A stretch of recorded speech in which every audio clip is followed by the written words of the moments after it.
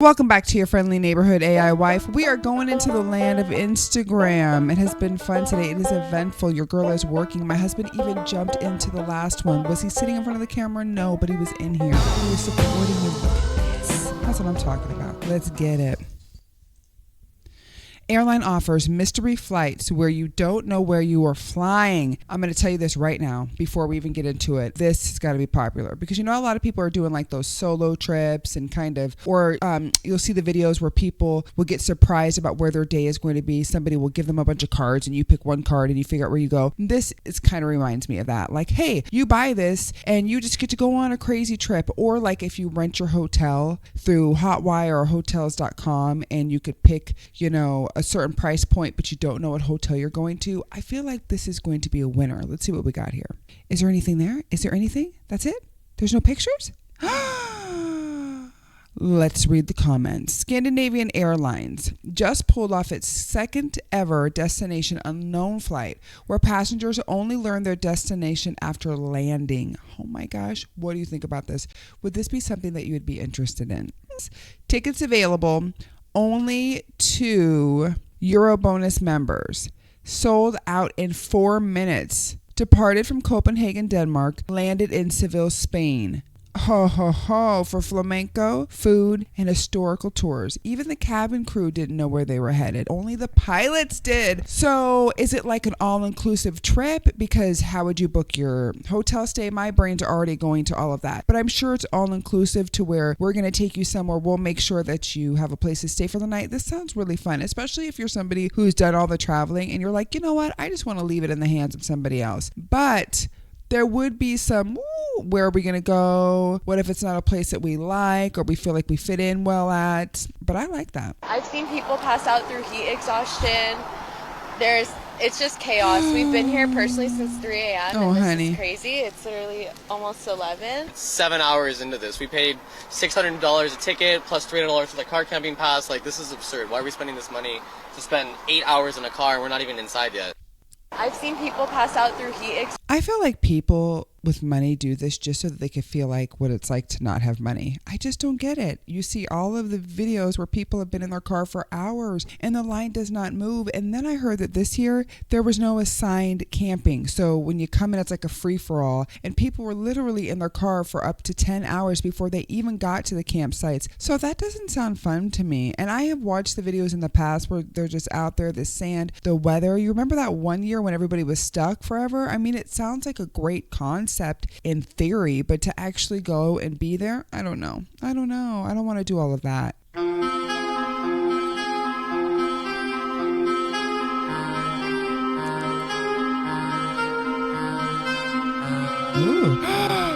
Ooh. I haven't smoked a cigarette in 13 years, y'all, but this looks impressive.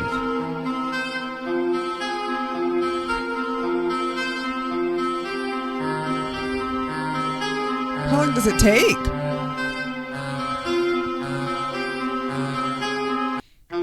This is the most popular candy in India. It's not just clean and hygienic, it's also super tasty. You might not believe it because of the Ganges water stories, but once you see how it's made, you'll definitely be tempted. 5 chefs team up to wash a massive Saudi watermelon. They pick Saudi watermelons for a reason, because they're the sweetest in the world, and they barely have any seeds. After scooping out all the fruit, they keep the whole watermelon shell like sorbet. intact. Meanwhile, another group of workers crushes the pulp into smooth watermelon juice. They take their work seriously, even filtering out all the seeds. Next, they chop up fresh cantaloupe and kiwi. You'll also see strawberries and other fruits in the mix, the way they clean the fruit. Honestly, I'm like, that looks expensive.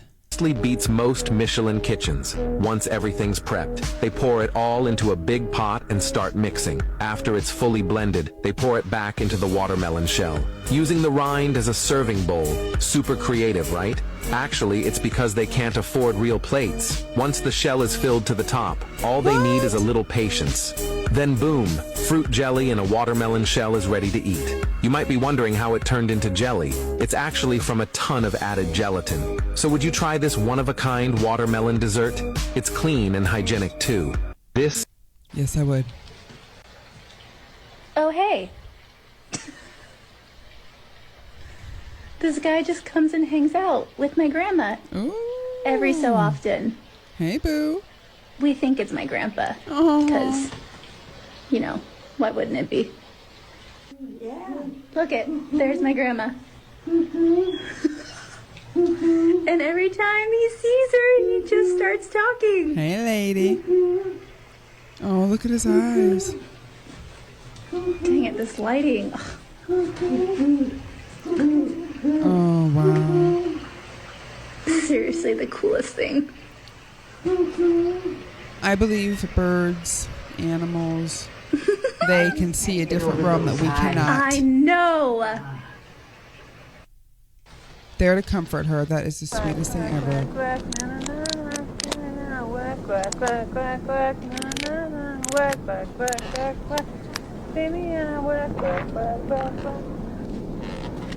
I've seen this video before. Look at this, you guys. If you've never seen this video, take a look at what's behind her.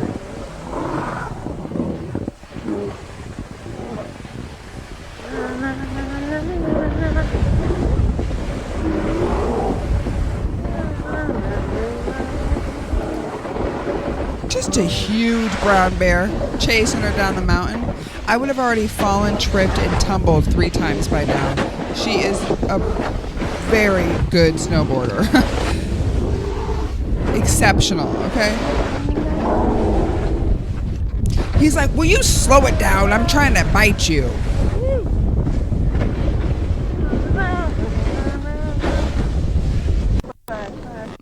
This is a beautiful yet dangerous sand dune. Once you go down, it's very difficult to come back up. If you can't climb back up, you can ask for rescue, but it will cost you $3,000. This is the Sleeping Bear Dunes in the United States. The warning signs along the way tell us that this place is no ordinary one. As you keep walking down this steep, I would be laying at the bottom of the hill. Please, Lord, I've been down here for 3 days. My knees have given out. My back is spent. And my lips are dry. Oh, God. slope, you can see a crystal clear lake. You might think it's a simple and fun thing to do. No, I the don't. only way to get back up is to climb, but this sand dune is Or over give up. 500 feet high. It takes 3 to 4 hours to climb up. If you can't make it, you have no choice but to call for rescue. So, what seems like a simple and interesting idea can easily turn into a difficult and costly experience. If you're not physically fit, it's not recommended that you go to the bottom of the sand dune. Follow me and I'll show you more beautiful scenery. I went through the comments. Somebody said it does take 3 to 4 hours to climb up. I've done it. It took about 40 minutes.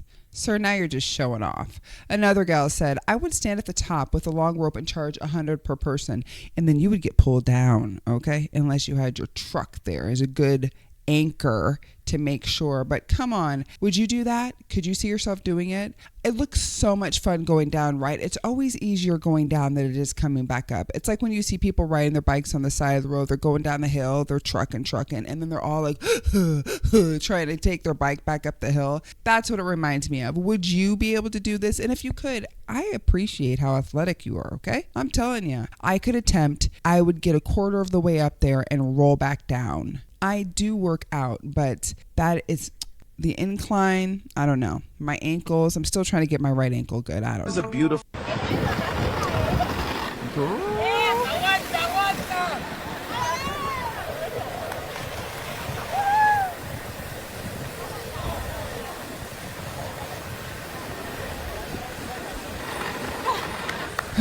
Showing off how strong her ankles are. Get it, girl.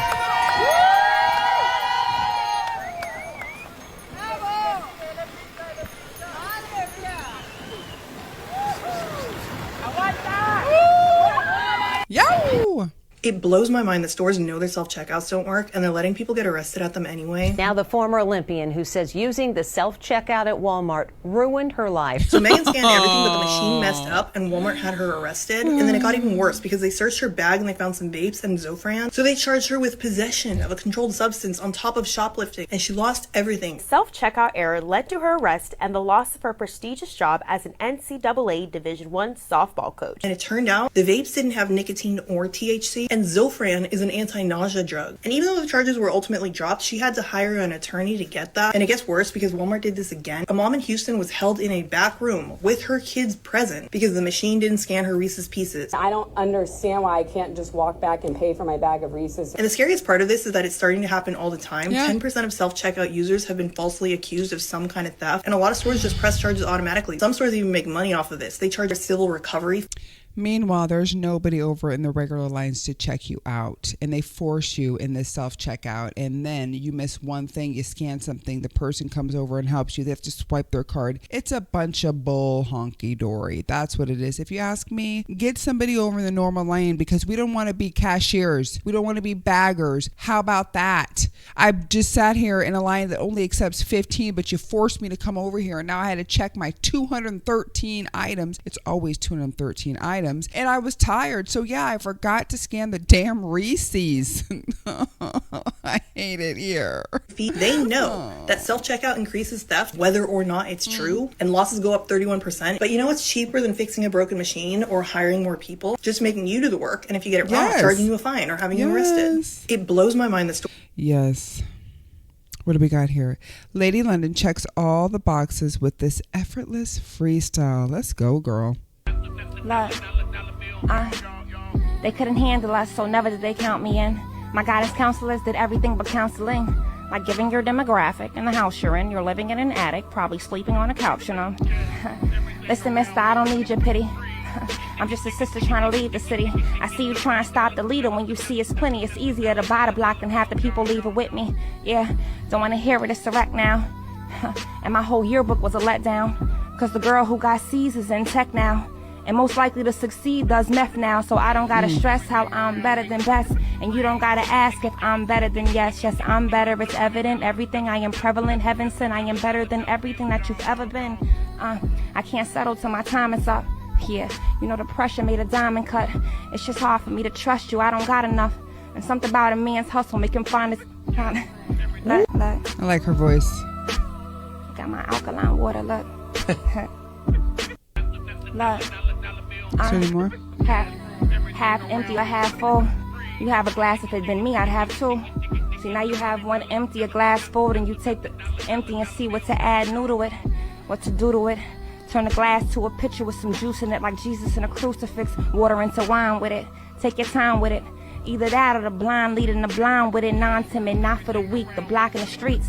It's non-gimmick, this is not for the tweets, it's not for the blogs. In real life, you not what you are. Keep account of what you got, not what you lost. I don't care what you used to be, how you used to move, what you used to see, what you used to do. Listen, usually you live on what you used to know. Now write the eulogy, then get us a funeral. Billy Ray was a preacher's son, and when his daddy would visit, he'd come along. Oh yes, Pulp Fiction. I think I was 13 when this movie came out. Yeah, baby. Bruce Willis. Look at all these characters. Samuel L. Jackson, John Travolta.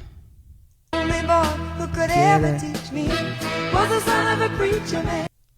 Get it. Oh, that was such a good movie. You know what? I'd like to watch it again in my adult years. I've seen it a couple times in my 20s, maybe, even my 30s, but it's time to watch it again. Go down memory lane. See how I resonate with it now. Mr. Quentin Tarantino. Simple cybersecurity tip.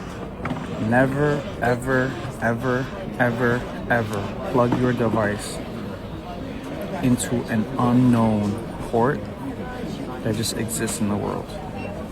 You don't know what this is connected to. I can go and strip all of the data on your phone or add something to your phone.